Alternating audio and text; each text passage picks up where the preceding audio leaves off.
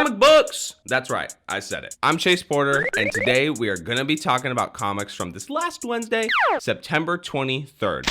Another big-ass week. X of Swords has begun. Juggernaut makes his solo series debut, and now we know the identity of Virus and CODEX. You are listening to the New Age Comics Podcast.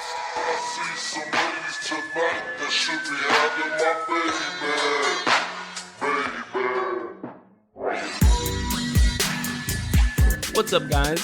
I hope everybody is doing wonderful. I am having a decent week so far. It's very early right now. It is 10:50 a.m.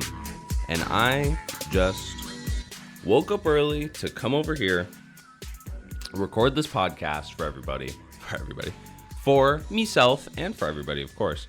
Yeah, I am just up early and excited to get this podcast going. First of all, if you are listening to this right now, thank you so much. And if you want to follow me, you can follow me on YouTube at New Age Comics and at Twitter at New Age Comics Pod. Feel free to check me out there. I'm usually doing something. And this has been a big week for my podcast, actually. If you do follow me on Twitter, you saw that we are official. That is right. We are officially a podcast. And what does that mean? Well, we are on Spotify. We are on Apple Podcasts, we are on Google Podcasts, and we are on Stitcher. So, I mean, hey, it's official now, right? We got on the podcast apps, and that is all that matters. So that was huge for me, getting on those apps. It's a whole process. I won't get into it, but I'm just very excited, and I am feeling really great about everything that I'm doing here, and it's just a total blast. So I very much appreciate anybody who is listening right now. And feel free, if you would like to follow me on any of these apps, I am there. And if there is a podcast app that I am not on, let me know, and I can get right up on it. This week was a pretty big week of comics. I got 11 comics this week, which in comparison, the last week that was totally fucking me up, that was 12. So this was not much shorter. However, it did lack a Detective Comics 1027 and a Immortal Hulk 0. That, those two comics alone comprised about 7 comics. But anyway, I busted my ass and I got all of those comics read this week pretty early. And here I am to talk about them. So let us do that. Before I get there, though, a couple things. I'm throwing out a plug for some upcoming bonus content that I'm going to be putting out. I recorded a podcast that is talking about some of my favorite Valiant comic books, and that is going to be called Valiant Venture. And so look out for that. That's going to be fun. I am going to be starting with a classic Valiant comic book, and I don't mean that in the literal sense, but in the figurative sense, and you'll know what I mean when I post it. Also, my friend Ian came over just the other day. He was in town, he was hanging out, and he wanted to do a pod. And of course, it's Ian, so we had to talk the X-Men, the X-Mangs. So we did one. I won't say about what yet, but look out for a new podcast series with me and Ian. Gonna be coming out soon. I got the recording. I just gotta buckle down and edit it. So look out for those two things. And before we get into these week's books, let me do my traditional ASMR sippy sip. Today I am drinking a Starbucks Frappuccino chilled coffee drink with a splash of cold brew, and it is the caramelized vanilla honey flavor. So why don't we get the little sip in there? Nice. And without further ado, let's get into this week's books. Kicking off, we have a number 1 issue this week, and that is Juggernaut issue 1, written by Fabian Nicieza, drawn by Ron Garney, colors by Matt Mila. Excuse any name butchering there. Kicking off with a new number 1 mini limited series, we got Juggernaut, Kane Marco, unstoppable force meets an immovable podcast host. I was kind of surprised to see that Juggernaut was actually getting a mini. and that there really wasn't any like lead up to this. It's, just like, hey, you guys want Juggernaut? Here you go. And hey, I'm fucking down. Walking in, I was definitely wondering what angle they were going to take on Kane. Like, how deeply are they going to dive into the Krakoa Dawn of X shite? Which, thing is, I actually learned this in the podcast last night I did with Ian. Kane is not a mutant, which I did not know. Frankly, I'm rather new to the X fandom. I've read some X. I'm not going to sell myself short here. But I really didn't know he wasn't a mutant. I guess it's all from that fucking gem. But I still was wondering, like, are they going to touch on the Krakoa stuff? Are they not? We'll see. And hopping in, we see Jug just get to demolish shit. He's working demolition for damage control, which was a cool touch. He meets this teenage homeless girl with powers who's basically sick of his shit. He's knocking down all of their homes. And by the end, she sets Kane's sights on the one who needs the most damage controlling. One, Immortal Hulk. I really liked this issue. I think that this is pretty much exactly how you should kick off a solo mini for characters that aren't used to the solo series treatment. I love the art here. I'm a huge Ron Garney fan. However, I think some of his stories are better utilizing his art than others. But this Jug hit the nail right on the head. It totally matches thematically, since Garney has like thicker penciling and a more bold style, which is just a perfect match for who Jug is, being bold and brash. I think that the story is great, and it's giving us a more broken down and personal version of Juggernaut. This isn't a story that's just him ramming through shit the whole time. Like, for most of this book, we actually get to see Kane without his helmet, which was really cool. Speaking of, I really liked this whole limbo scene that he was in, and this kind of aside was exactly what kind of hooked me into this run. By giving us a chance to see Kane completely depowered, he actually is shrunken down to like a scrawny build, and he has to kind of drag his suit through limbo, which is really interesting. And then there's this whole scene of him at this like crossroads where there's this tree that's like pointing in every direction. And one of my favorite lines here is that he admits that the Juggernaut persona and the like life of villainy is really all he has ever had. We didn't get much Dawn of X referencing here other than a mention, but I thought that was actually really neat. I like that this isn't just another Dawn of X title. It's kind of setting itself apart as its own thing. I still hope we get some referencing later on, because I'm curious like what's going to be the deal with all of that. Regardless, I'm super excited for this miniseries because this book is fire. Moving along, we got Batman Superman issue 12, written by Joshua Williamson, drawn by Max Raynor, colors by Alejandro Sanchez. We're in a new arc. Bats and Soups, they've gone through some shit. Messing with the Batman who laughs, then the superpowered gorilla who explodes, and now they are here with the Brainiac files. Last time I talked about this book, I felt a little underwhelmed. The series feels like it's trailing off into a bit of a boilerplate type thing. So this issue will probably make or break it for me if I'm gonna keep picking it up. And getting into the issue, Batman and Superman are missing, the Batcave is destroyed, and the people on the case, Batwoman and Steel. They find a recording of the Bat, essentially explaining that they're on the moon in this Brainiac town, and, as usual, shit's fucked. Guys, I thought this issue was kind of just okay. It was not bad. Let me get that out of the way. This definitely wasn't a comic that was shit or anything, but the series has hit a point where it's just kind of losing me a bit. Like I have discussed, I am a very new Superman fan and have only really read the Bendis stuff. So Brainiac is a character I definitely want to get to know more, but this arc really isn't for that, it seems. Brainiac doesn't even really show up in this issue, disappointingly. The standout moment here is there's this middle scene where Bats and Soups are in the Batcave and all their tech turns on them. It's kind of the story about how the Batcave gets destroyed. That scene was really dope. It was well drawn, pretty engaging. I especially like Bruce having to dive underwater and just deck this control box to stop the Batcave from self-destructing. It was very fun. This is kind of also a weird nitpick I guess I have. I'd be curious if anybody else noticed this. Batwoman, her drawing was kind of off. She was drawn really pale here. And I know that's her thing, but so pale that at some point, like, she was straight up blue. I don't know if this was supposed to be like a lighting thing or if it was like a coloring mistake, but in general, that kind of threw me off on the Batwoman scenes. And in general, I guess, I always have wondered why Batwoman is so pale. Like, I know that's her thing, but sometimes she is shockingly pale to the point where I'm like, all right, come on. Like, that's unrealistically pale. Like, nah, I'm pretty pale, but not that pale. But I think this arc just kind of failed to hook me in for the ride. I wasn't walking into this issue trying to drop this series or anything. I had some high hopes, but it just didn't do it for me. So this is actually the first series that I think I am dropping live on the pod. So I think this calls for a proper send-off for our fallen brethren. I will say a few words. Batman and Superman was a fun series, and it had a strong start, but unfortunately, it started to feel a little filler as the issues trekked on. It was fun for the ride while it lasted. Farewell, friend.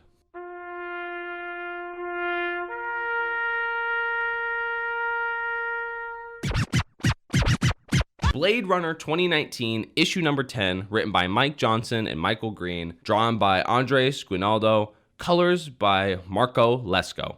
Oh boy, if you have been listening for a while now, you know that I am obsessed with this series. It's always something that I look forward to on the weeks that it drops, and is usually a show stealer. Last time we left off with Ash snooping around the ruins of the Tyrell Corporation, hunting down Selwyn once and for all. Meanwhile, Selwyn has reactivated Hythe, a Blade Runner who Ash clapped a couple issues back. Once again, this issue, guys, was amazing. Seriously, I feel like this has to be a series that everybody is reading. Like, at least everybody who is a fan of the Blade Runner franchise. You have to be reading this.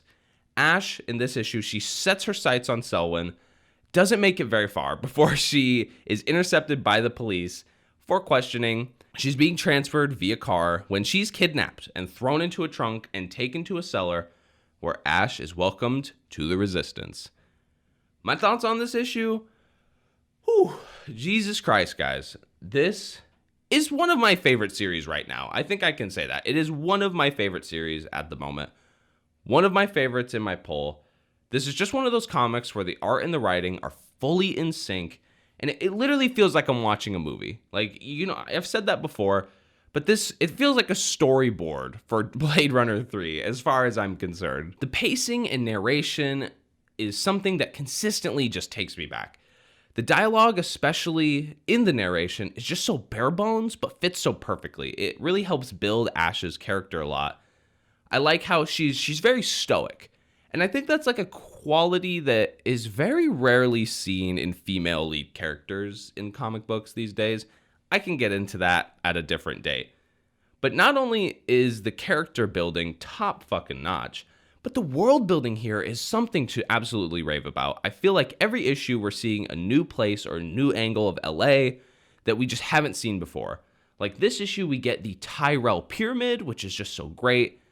And then later, when Ash is kidnapped, they drive out of the city and it's like a desert, which is just like the last setting you kind of expected to see in a Blade Runner book. Last words here, but it bears repeating. This series is an absolute banger. You have to be reading this.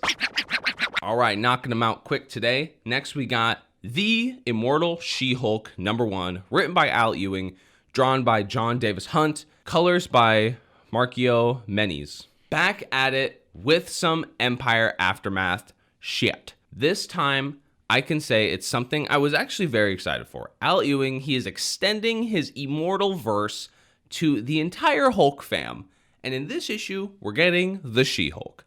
Like I said, this is kind of some Empire Aftermath stuff, because She-Hulk, she went kind of wild in the last issue of Empire, and had this plant thing on her face, and it was weird, but, you know, here we are. And we are here. And this, people, is some heat. I thought this issue was amazing. This feels like Ewing said to himself, I have one issue to write She-Hulk, all gas, no brakes. Because this issue, it pulls no punches. The kind of after title of this issue is The 3 Deaths of Jennifer Walters, which is actually a pretty good summary for everything. Here we are walked through all 3 times Jen has died, from her origin story to her death in, I think, a recent Marvel event. I couldn't tell which one. They didn't really say, but I think it was Civil War II, which I did not read. And then her recent one in Empire. On top of that, Ewing does his thing and fully submerges her into this green door below place hell business. Like I said, this issue was awesome. It's a retelling here that was mint as hell. The art was super on point. I just love John Davis's art. The story here was also really in touch with continuity. We reference all of her deaths, Empire of course. She's talking to Wolverine in this one scene, so we get some Krakoa references. They reference the Avengers run and the recent Thor with Galactus dying. There's just a ton of really good leader stuff here as well. Even an interaction between Jen and Brian Banner in Hell, which felt connected to the recent Zero issue. It was awesome how they did so much in this issue without it feeling rushed at all, or even making it too jam-packed. This was still a quick read. But okay, this leader stuff, with him apparently having a key to the green door? What the hell is going on here? I mean that in a great way, because this feels like such an extension of the Immortal Hulk run, where there are just so many crazy ideas left and right. This issue falls right in line. This book was great. You definitely have to pick this up if you're reading the Immortal Hulk run. And I really hope that we see Jen in that run down the line. Justice League Dark 26, written by Ram V, drawn by Noel Pon, colors by June Chung. Excuse any name butchering again. Coming back for my mystical fix, JLD is still chugging. Funny enough, this is one of those first monthly series that I hopped right into right when it started at issue 1. So it's come a long way for me, and for 2 years now, which is just really cool. Last issue, we left off with the gang getting dunked on by the Upside Down Man. Wonder Woman, she's casting spells. Zatanna, she's trying to bring her dad back. John Constantine, he's hanging upside down while snacking on a tarot card. I just really dug the last ish. This ish picks up right there. Bobo and Constantine, they're chopping it up with Madame Xanadu, who might have to be my new comic crush. And by that, I mean I'm a simp for her now. They're reminded that magic must thrive on one thing, belief. They assemble the squad, which is those two, Dr. Fate and Man-Bat. They link back with Swamp Thing, Diana, and Zatanna in the Upside Down land, and they're squabbing it hard with the Upside Down dude, and they join the fray. Again and again, this series keeps me pleased. I liked this issue. JLD is one of those doesn't disappoint team books that are kind of hard to come by these days. I love just how cinematic this series comes off. I fantasize every time I'm reading about this of the movie TV adaptation of this run. Pretty much every time. I think this issue kicked off great with that Xanadu cameo, which had some A1 foreshadowing for the end with her drawing the tarot death card. I'm loving the art here. There's some really great fight pages between the squad and the Upside Down Yucker that are just amazing. Especially that panel with the whole squad back together under the Fate Force field. Man, that was a movie moment. Straight up like the Avengers theme was playing through my head when that came on. I like the subtext of this issue that all magic that is successful is only so because of the suspension of disbelief.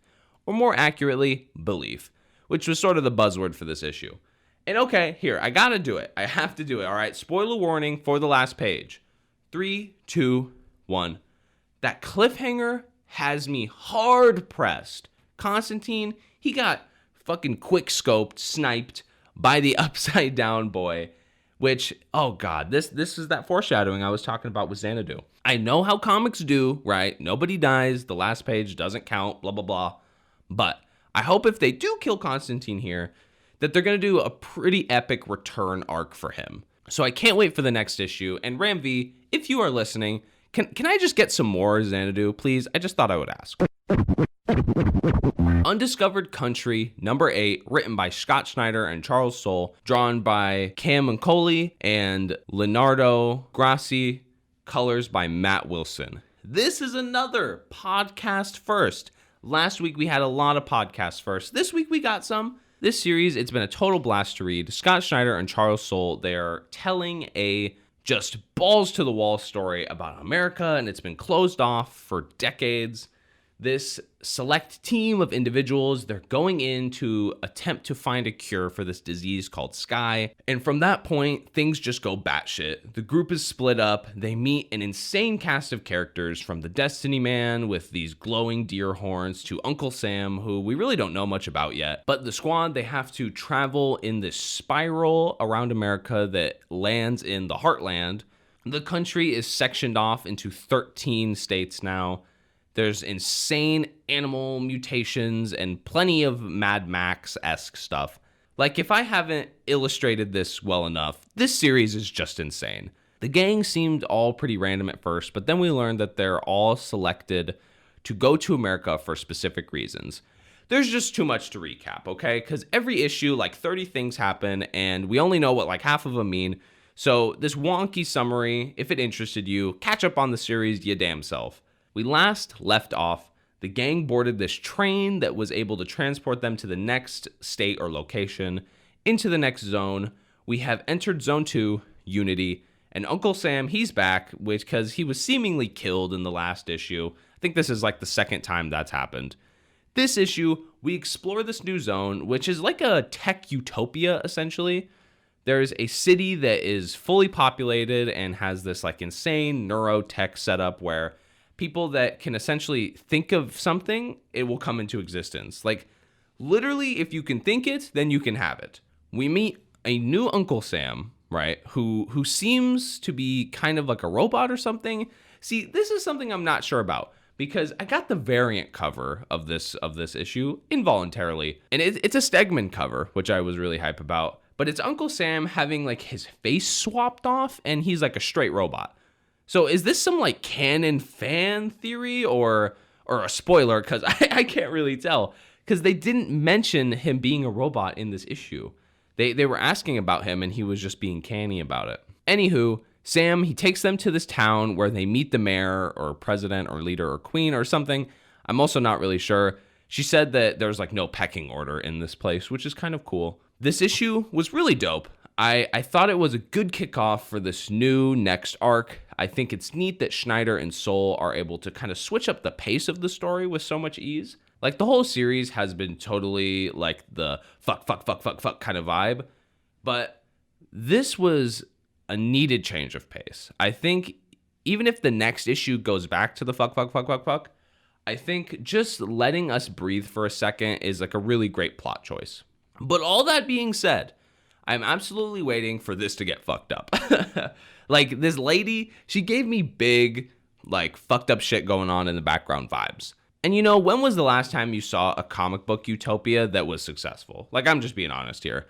I'm just bracing myself for some, like, Matrix human battery type shit. It was a great cliffhanger at the end here. If you know, you know. Oh, shit. Okay, that's probably gonna be the fucked up shit now that I think about it. Oh, no. Oh, my God. Daredevil 22, written by Chip Zdarsky, drawn by Francesco Mobili, colors by Mattia Lacono. DD by Chip Z. It's been eventful. It's been sad boys hours. It's also been really good. This is another podcast first, people. Man, I've been doing these left and right. Technically, I talked about the annual for this book a few weeks back, but in terms of main series issues, this is the first one.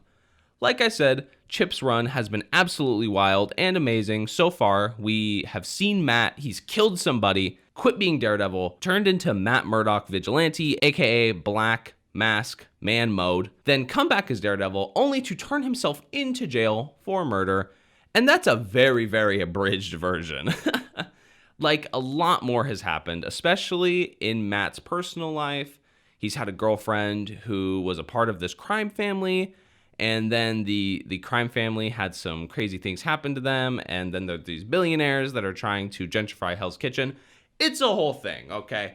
But where we left off last time, Matt has turned himself in for accidentally killing somebody way back in the first issue, and is going through the legal process. Before Matt goes in for his trial, he wants to have one of those last night out on the street type things. and make sure that everything's taken care of.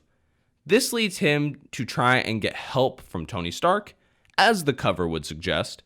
I thought this issue was pretty awesome. I will say it felt like one of the more slow issues of the series, but I really liked the realism that Chip is throwing into this lawsuit/trial situation, because realistically, it wouldn't be an instant, like one and done sensational thing, right?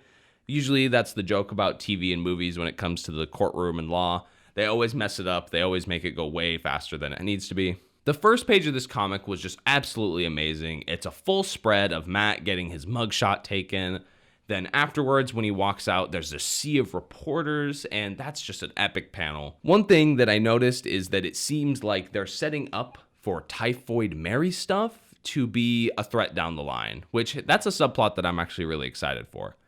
I thought the interaction between Matt and Iron Man in this issue was super dope. It feels like Chip really took like an economic inequality angle when writing this scene, you know, because he portrayed Matt as a more down-to-earth hero and Tony as a more billionaire global hero. And I just thought this was a really smart angle to come at this. I think probably the most memorable part of this issue was Matt essentially telling Tony he's walking into his house and asking him to lose money by purchasing Hell's Kitchen and making the rent dirt cheap, but to do the right thing. Especially that's sort of the ultimate subtext here, is that Matt is trying to get Tony to do something that's just morally good. It was just a really cool way to almost make the reader think, what if Matt had this money? Like, what would he do? Well, now we know. The last page here didn't really make me freak out or anything, because I'm not really aware who this like girl is. I know she's just one of Matt's ex-girlfriends, one of his many. Didn't make me bug out because I'm not really familiar with her, but I guess we were supposed to. Also, do not think that I'm letting this line get past me. I am fully anticipating Iron Man hooking up Matt with some devil armor at some point. I'm not letting you forget this one, Chip. I need to see it. Venom 28, written by Donny Cates, drawn by Juan Gedeon, colors by Jesus Abertov. Again, excuse my name butchering. Another podcast first. This is a record-setting episode. To use comic lingo, this is a key ep, guys. Well, okay. It's kind of a podcast first. 2 weeks ago, I talked about Web of Venom Wraith, which I loved, straight up gave a 10. But in this series, last time that we left off with Eddie and his son, they're going through a lot of stuff. Nola's coming, Toxin is here, he's in a goddamn War Machine suit, and somehow they ended up in the original Ultimate Universe 1016, where there's this villain guy who kind of looks like Noel, but his name is Codex. As you can tell, this series has been just totally insane, but absolutely amazing and worth the ride. If you're not reading Venom, you're messing up. Here, we're continuing the Venom Beyond with part 3, and oh my god, this issue was off one, guys. This issue, gents, this is where we learn everything we've been wondering. I'll get that out of the way right now. We learn the identity of Codex and Virus. I'm not even joking. I'm not kidding. Codex is attempting to bond Virus with a symbiote, and Eddie, he's learning about how the Ultimate Universe version of himself kind of turned out. He's catching up with the Ultimate Universe version of Anne, who's now Agent Venom, and by the way, leads like a team of Agent Venoms, which is cool. And our goons square off against some Codex symbiote bonded heroes. Deadpool, he blows them all up with suicide vest. And then we learn, guys. Okay. This is big spoiler warning territory, okay? Please, if you do not want these identities spoiled, read the issue. It's amazing. It's worth your money. I'll wait. Okay. Who shall I start with first? Well, let's start with Virus. Turns out he's an existing character. So all the people specking on him, I'm sorry, guys. Virus's true identity is revealed to actually be Mac Gargan, aka the Scorpion, whose back, aka spine, was broken during Absolute Carnage by God, aka Carnage. And now he's bonded with the symbiote, so he's looking like an actual Scorpion with pictures and shit. Oh my god. This reveal had me jaw dropped because I was wondering so hard who Virus was this whole time. And right, they started giving a couple lines, and the idea popped in my head. I was like, oh shit, it's gonna be Mac. Oh my god. And because that Mac scene in Absolute Carnage is one of my favorites. When he's just like, Eddie, man, I can't feel my legs. Like I just love that scene. And he's like, Mac, it's a great scene. So this was a perfect setup. Oh my God, just a perfect setup. Okay, now on to CODEX. This is arguably a bigger reveal. This is the last page cliffhanger, which automatically makes me hard AF, as you guys know. But even if it wasn't, my jaw dropped when I got to this part. Another spoiler warning here. CODEX is the Ultimate Universe version of Dylan Brock, aka Eddie Brock's son. Donnie, what are you doing? Oh my God, you did not. Oh my Jesus. This should be illegal. Like, it should be a crime to write comics that are this good, people. Donnie's gonna put the comic industry out of business. Have you no heart, Donnie? What are you doing? See, Donnie, he's making some bastard plays here. He's messing up everyone's spec. I know people were specking hard on Virus, and I'm not sure if they were on CODEX or not, but I think we all thought CODEX was basically just Ultimate Universe null. But no, Kates, he had to one-up himself. Venom Beyond, more like I am beyond myself with flabbergastedness right now. This issue was great!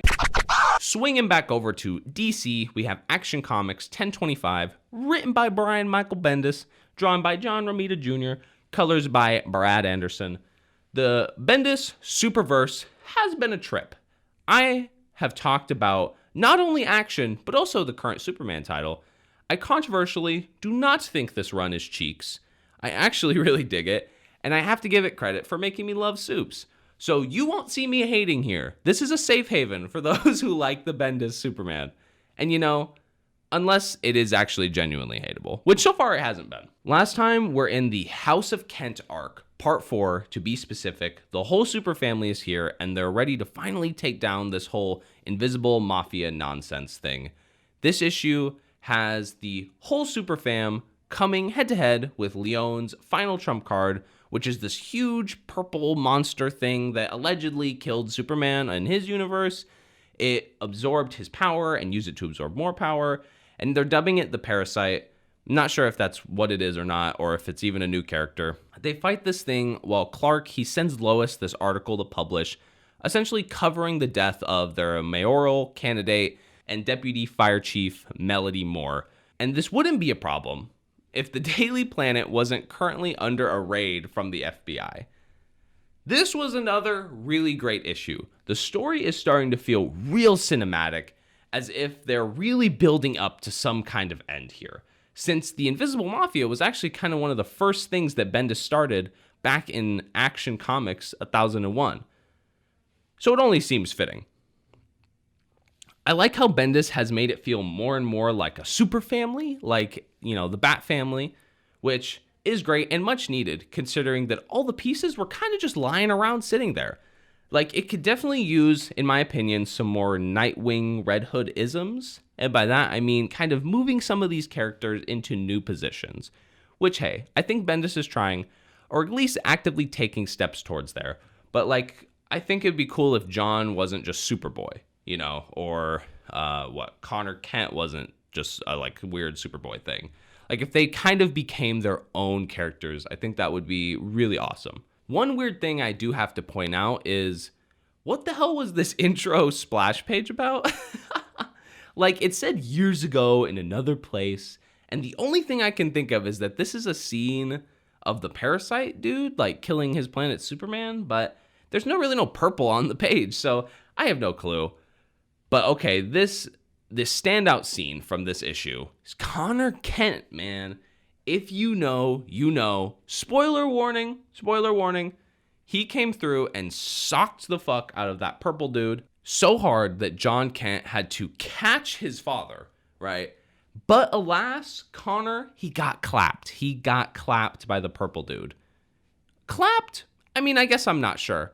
He was out like a light. He did the whole wrapping around his head thing. It was like, and then there's, he dropped him and steam's rolling off of him and he's not moving. So everyone's bugging. I'm really excited for the next issue because I think there might only be 3 issues left of Action. I think if Bendis really drops off in December. So, hey, people, enjoy it while it lasts. X-Men X of Swords Creation number 1, written by Jonathan Hickman and Teenie Howard, drawn by Pepe Larraz, colors by Marte Garcia. XO Swords, part 1 of 22. The first Dawn of X event starts here. I don't really know anything going into this other than that everyone's got a sword and it's got something to do with Apocalypse. And I will say that assessment is not wrong, but it is woefully misinformed.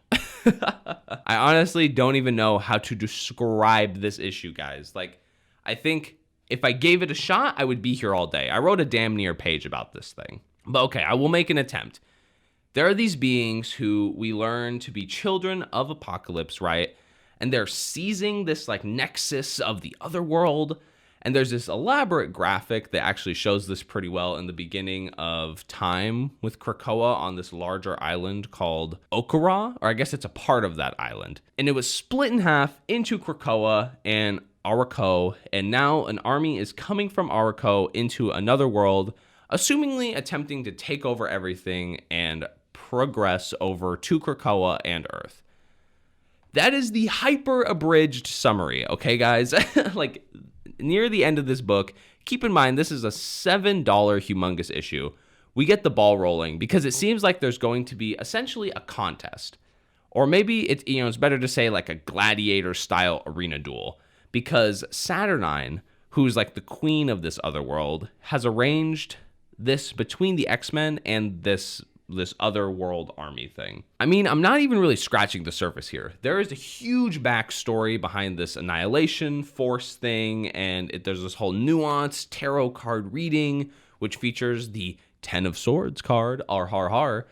And then there's this whole thing with Banshee getting killed in Apocalypse and the Summoner speaking to the Quiet Council, which, it's actually sort of a good place to pick up here. Apocalypse is leading a team into this other world to retrieve Eunice, who I guess has been captured during that mission that Banshee was killed on. The team consists of obviously Apocalypse, Beast, Archangel, Monet, the Summoner, Richter, and Siren. I'm surprised that I was able to rattle those off like that. And near the end, there's this entire thing with Cable sticking this sword into this giant sphere, and it somehow turns into the sword, and I mean S.W.O.R.D. Good Lord, this issue was illegally huge, but illegally good. Like, I loved this. This was a great kickoff for 10 of Swords. While I was reading, I was having like war flashbacks to Hoxpox because there's just so much going on here. And some of it can go way over my head, but that's okay. I feel like I'm on the Sky Shot ride, and I'm just strapped in and ready for the ride. Apocalypse, he is 100% the show stealer in this issue, which I was talking to my man on Twitter, and this is actually the first shout out I'll ever do on the show, at WeathermanJB, and he was saying that he's just excited for another Apocalypse-centric event, which, hey man, I could not agree more. I love the blue stoic goodness, and I'm just hooked in. Spoiler warning here, Apocalypse, he gets touched a little bit. And by a little bit, I mean a lot of it. He takes one through the chest, which I gotta say, who the hell was surprised that the Summoner was gonna betray anybody? Like, I definitely wasn't surprised at all. Another ex-homie gets touched. I will not say who, but that's sad, and so we'll have to see how that goes. The resurrection queue is about to be filling up big time. I think that's gonna be the gist of this event. Apocalypse's kids are really dope. I kind of can't wait to see more of them. And I just don't know what else to say. This issue, it's a must read. If you're reading these X titles, it is a must read. I don't know how you could really get away without reading this thing. Do not skip it, or else you'll likely just be confused as hell. Last issue, we got Doctor Doom, number 7. Before I get into it, I gotta say, if you've made it this far, thank you so much for listening. But here we are, Doctor Doom, number 7, written by Christopher Cantwell, drawn by Salvador LaRocca, colors by Guru FX. Doom's first solo series, to my knowledge, and it's been absolutely stunning. Cantwell, he's just killing this run. Like, it's kind of out of nowhere. I did not think this run was going to be so damn good. But it's honestly one of the best Marvel series right now. I can say that unequivocally. Like, seriously, I'm pretty sure this was nominated for an Eisner. Like, if you're not reading this, you're missing out, okay? Anywho, the last issue we got way back in March, which is wild. So not only is this a podcast first, ding, ding, ding, ding, but also a 6-month wait pre-quarantine book. Man, I am excited. Let's hop into it.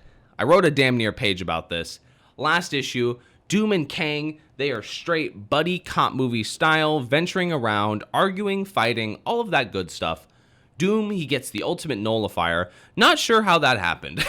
Some guy literally just flew it over to him like he was just some normal Joe Schmo. Anyway, Dr. Doom thinks he has devised a good plan to take care of the black hole that he was framed for creating in the first issue. Chances are that is very confusing to some of you that are not reading this series. But like I said, it is worth it. Go catch up. This issue picks up. Doom is returning to Latveria, shaken up a little bit by that coup d'etat. Doom is attempting to kind of clean house here, and he is demanding an oath of loyalty from all of his followers. This is starting with his closest council. Meanwhile, the Blue Marvel is attempting to seal off that black hole that I guess is going to destroy Earth in 9 days here, and is sent up into space with a cool but kind of goofy looking bubble suit, and he tries to do the unthinkable and stop this black hole. Oh boy. You know, when I said Eisner nominated, change that to Eisner snub. Snub, because this series and this issue are just so good. There's a term that me and my friends use when we're reading a comic that's just so cinematic that you really feel like you're just watching a movie. We call it movie mode. This issue is movie mode status. Christopher Cantwell, he is just so freaking good as a writer. And he leaves these just super memorable but authentic character moments that they just make you feel like you've been a fan of this character forever. This issue also probably opens up with, and I do not say this lightly, one of the best goddamn comic panels I have seen in a long time. Like, from the art to the story to the significance of the panel, it was just jaw-dropping. The first panel that we see Doom back in Latveria, he's riding a goddamn bear in the goddamn snow. Whew, goddamn, so good. Like, this panel alone is worth picking up this book. And this bear has a name. His name is Novak. And this isn't the last time that we see him, as if this issue needed to one-up itself at all. Doom sniffs out the traitor in the circle, he shoots him, and then feeds him to the bear. Like, when was this a Max series? Because I just don't know how Cantwell could get away with this, honestly. The editors are giving him just full reign. Another amazing moment here is later when Doom goes and pays a visit to the usurper of Latveria, which you can guess it, he fucking kills him. But only after making him cut up his own face to look like Doom, and then throws him off of the castle, asking him if he can fly. Because, and I quote, the ruler of Latveria must be a god. Like, Jesus Christ. Doom is just so awesome. The last panel reveal is super awesome. I won't say what it is, but Cantwell is tying so many characters into this series, and it's just great. 100% an amazing side character writer. I have said too much already. Join the Doom Eisner snub group and come be salty with me. And that's going to do it for this week's episode, guys. This was a huge week, totally huge week. And, you know, I'm recording here in the morning. I actually have to be at work as of 4 minutes ago. So don't ever say I'm not dedicated to this pod. I am showing up to work late for it. Real quick, if you liked the show and you want to have more of it, you can follow me on all the things. Follow me on YouTube, where I'm posting videos of all of these episodes. You can follow me, and this is fun to say for the first time. Follow me on Stitcher, Apple Podcasts, Spotify, Google Podcasts, the whole nine. Please follow me on Twitter at New Age Comics Pod. You can see me doing goofy stuff, talking about the pod and all of that. It's really a behind the scenes sort of thing. And last but not least, thank you for listening this week. It means so much to me that there are some people out there that are listening, and even if they didn't make it here to the end of the pod, it still means the world to me. And if you're hearing this, just know I love you. But seriously, I love you guys. It means the world to me. Last but not least, I plugged this in the beginning. Watch out for a bonus podcast that me and Ian did, and I can tell you the name of it. It is the New Age of X. Yes, the New Age of X. Maybe you can guess what we're talking about there, but be excited for that. And then also my Valiant venture that's also going to be coming out soon. So that's really all I have for you guys today.